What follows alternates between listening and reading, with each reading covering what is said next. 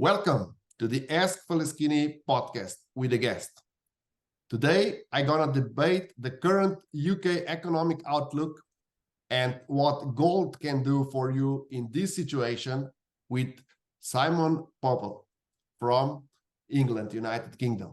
Simon, nice having you back on my podcast, and I would like to discuss the economic situation that we are currently facing in UK and how you see it, and because you're a gold expert, how gold can help us with conquering this situation, or at least hedging the negative effect of this situation.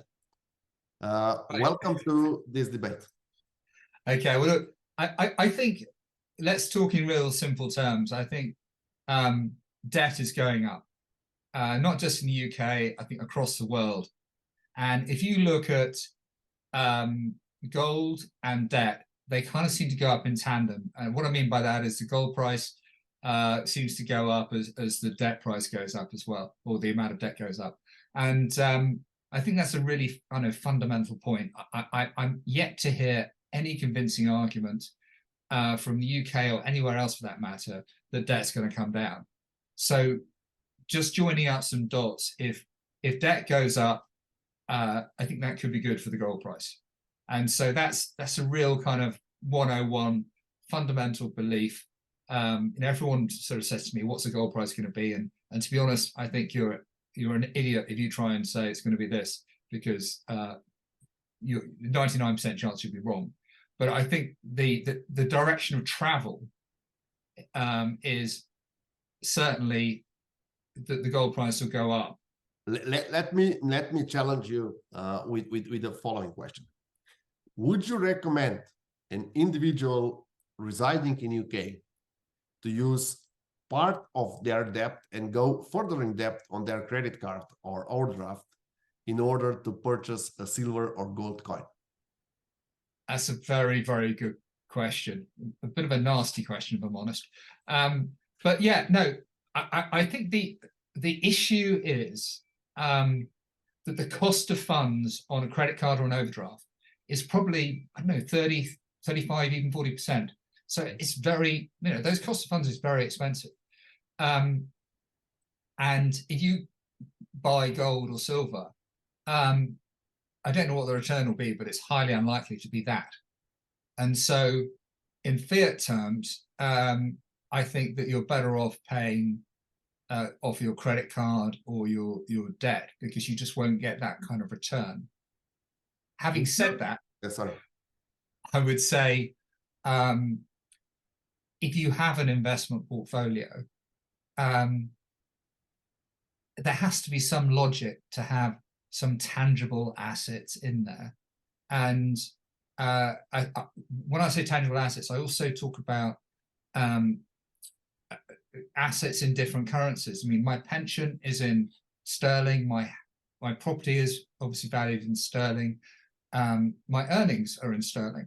So what I love about gold is it's got this sort of global outlook. As far as I'm concerned, it's the only global product. So it's basically an asset that speaks many languages.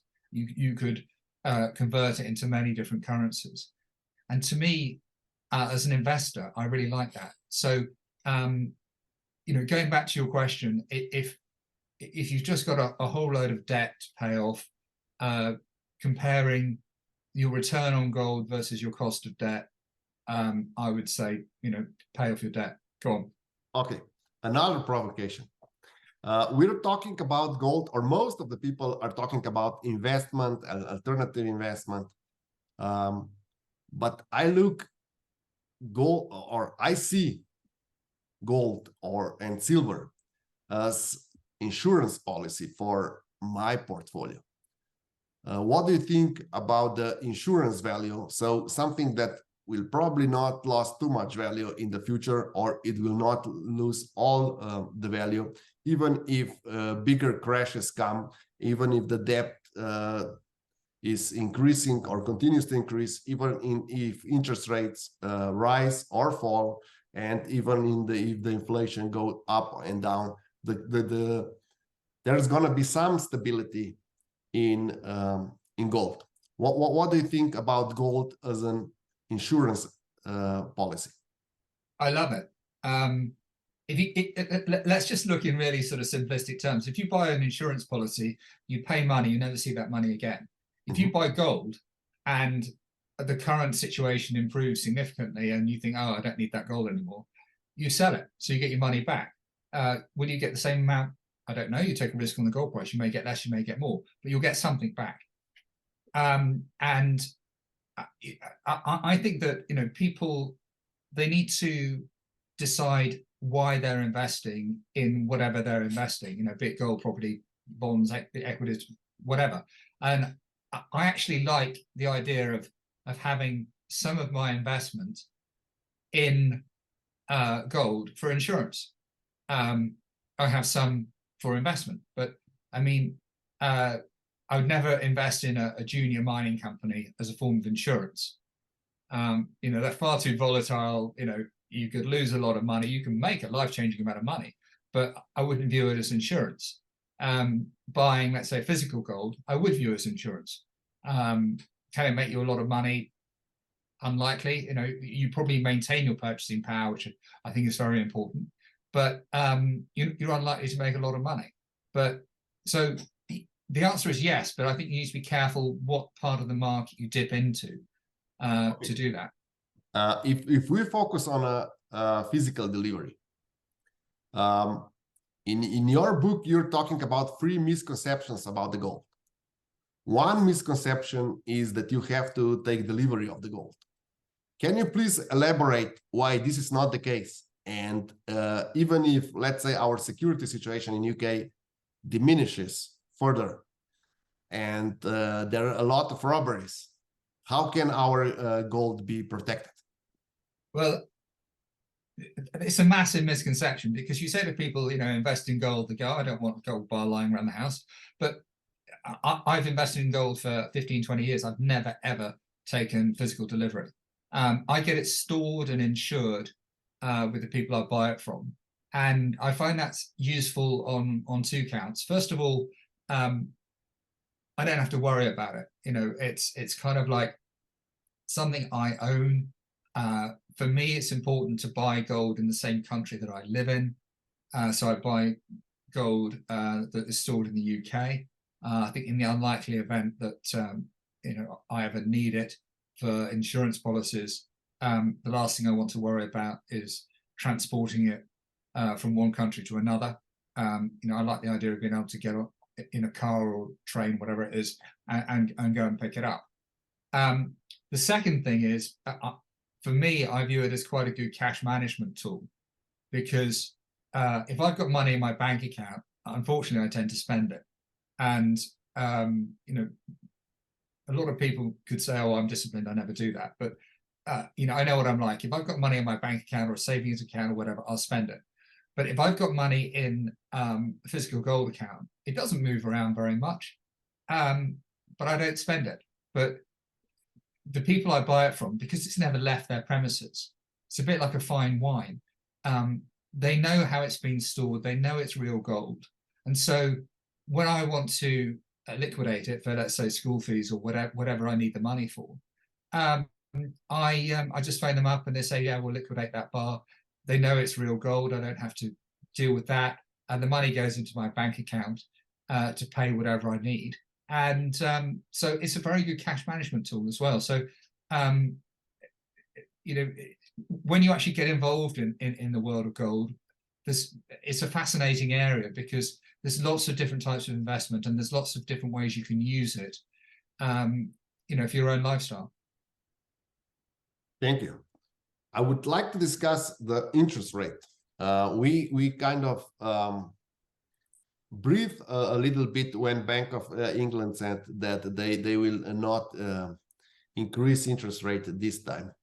And is there any way we can use gold as a hedge against the interest rate? I would say it's difficult to use gold as a hedge against interest rates, but I could use it as a hedge against inflation. What I mean by that is,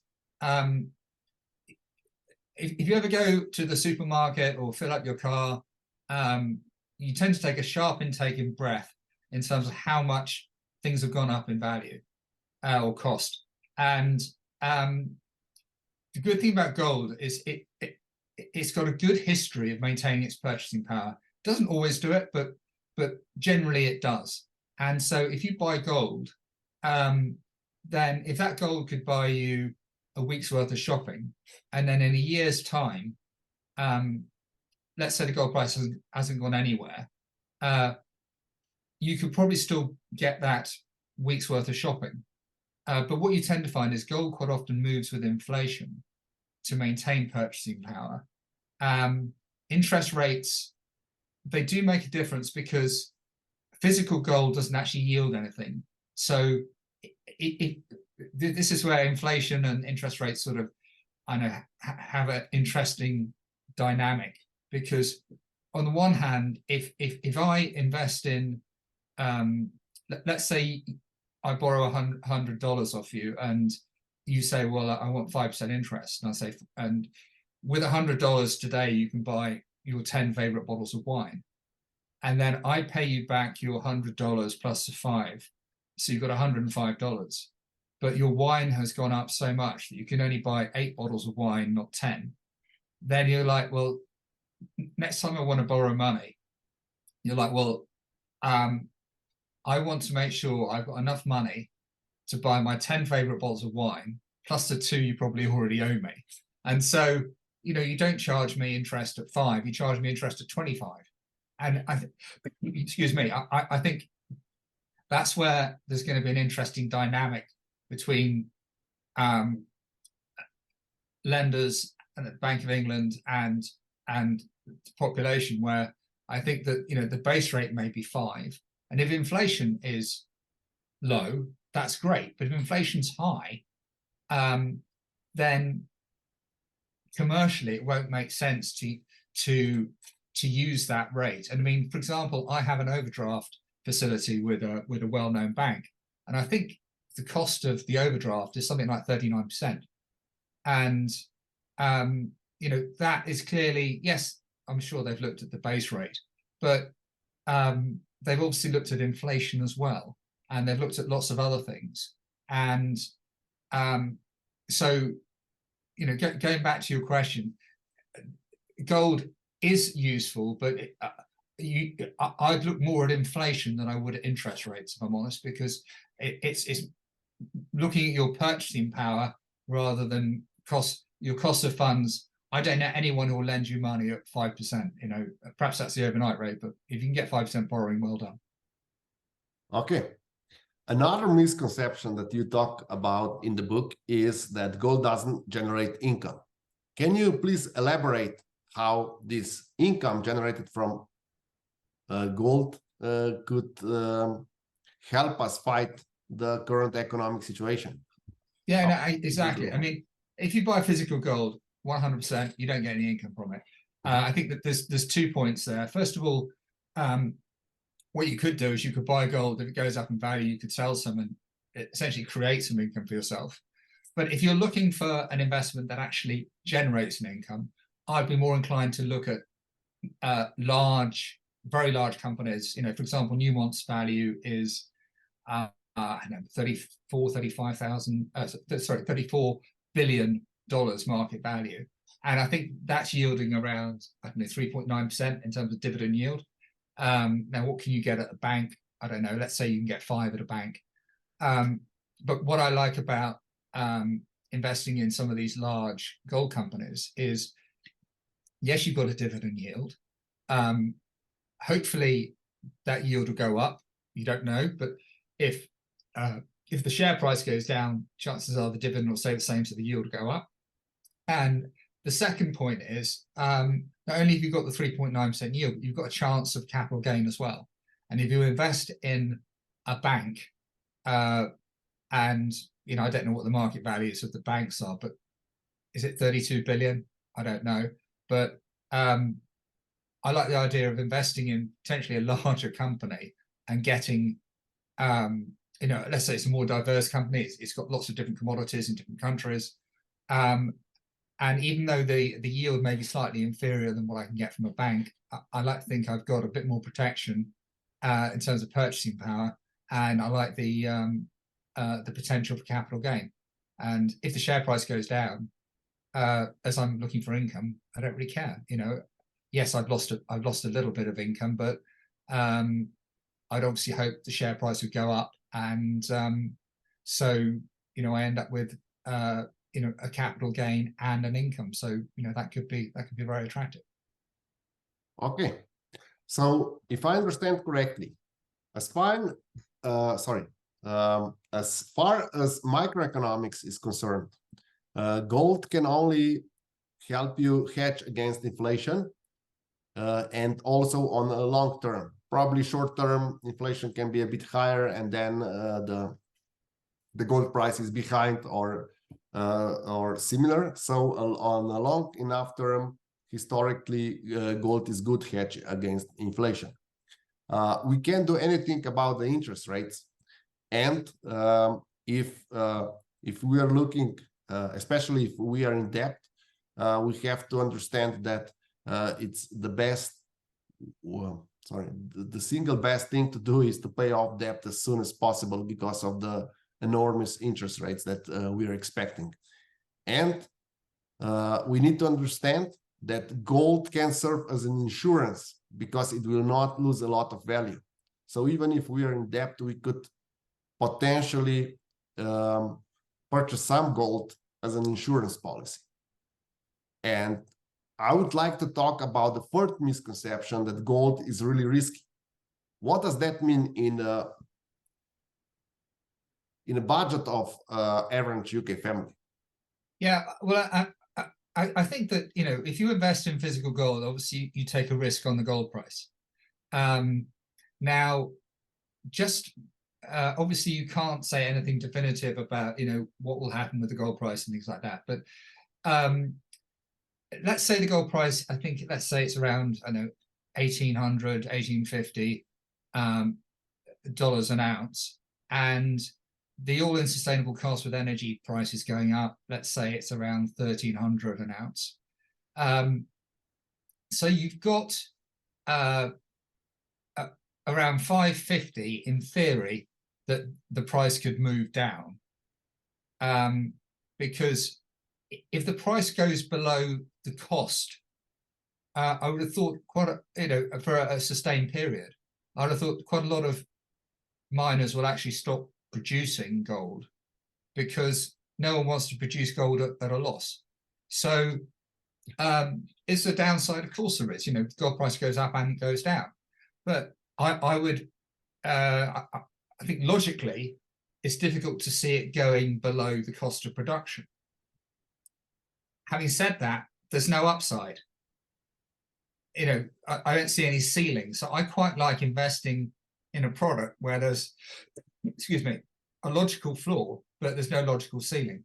And so I think that's, you know, a great argument for having at least some gold in your portfolio.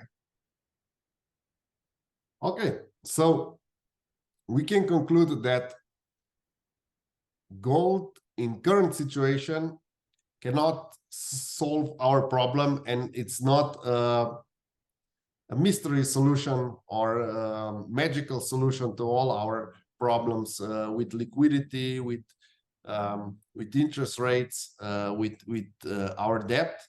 However, it can be one of the factors or stability factors in our portfolio. Would you agree with that?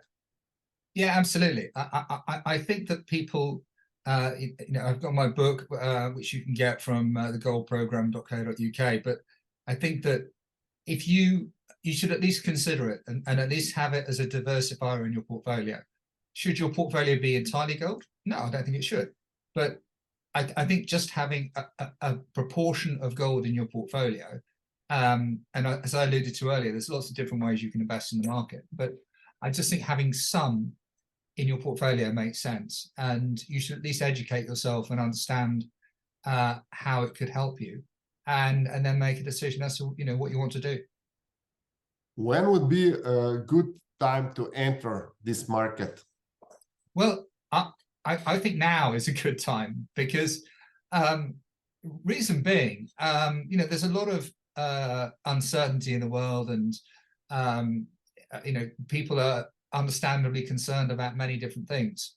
And even though I think it's highly unlikely that we end up with some sort of Armageddon type situation, if that ever did happen, you can only imagine what the queue would be like to buy gold or silver. And so I would urge people, even if they only just buy one silver coin, to set up an account with a local dealer that they know and trust. Because if something happens between now and then, there could be a queue of thousands, if not millions, of people in that queue, and you don't want to be in that queue. If something happens, you may say, well, actually, I want to buy more gold or more silver or whatever it is. You don't want to be in a situation where you're in a queue to set up an account, because the price of gold may be, let's say, 2,000 when you want to set up the account and buy it. But by the time you've actually got the account set up, I don't know, it could be 10,000, I don't know. And there may not be even gold left. Yeah, I really don't know the situation. So I would say now is a good time. Excuse me. Okay, thank you.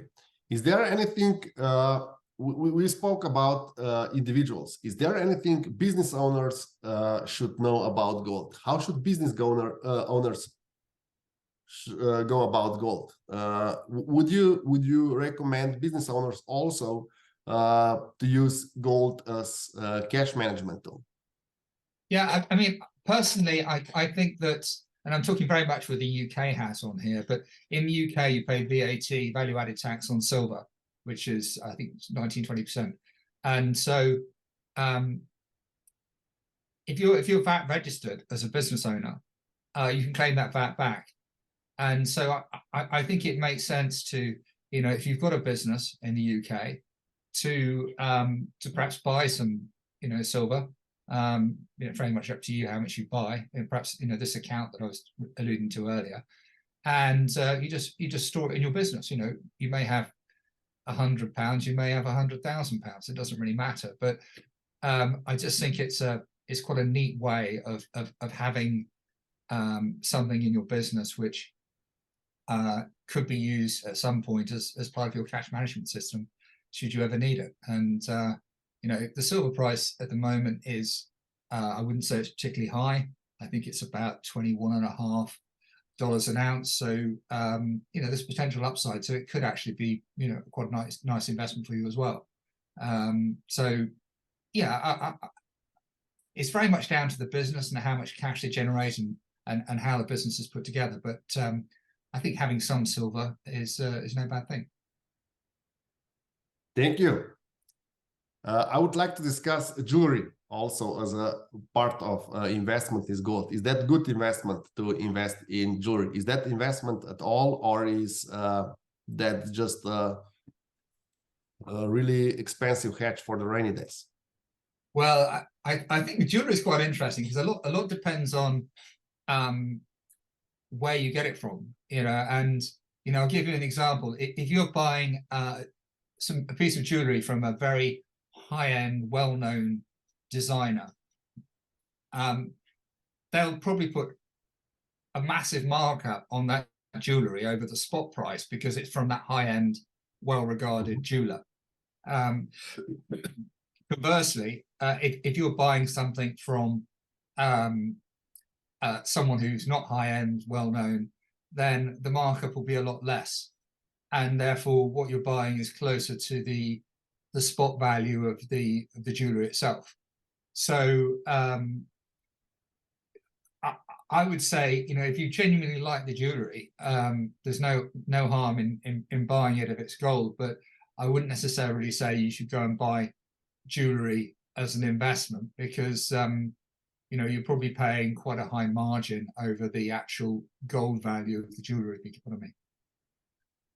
Okay, thank you. Is there anything else you would like our listeners to know, how gold could help them with the current economic situation? Is there any trick that they can use? No, I would say just do something, and you know, hand on heart, you know, to be honest, if they do something, I don't make any money. I know you don't make any money out of it, but I just think as a friend, if you set up an account, you will one day turn around and say thank you, and I think that's you know, that's not a bad start to your journey into this market. Okay, I will include links to where you can reach Simon in the description. Thank you, Simon, for being my guest tonight. Thank you very much. Enjoyed it.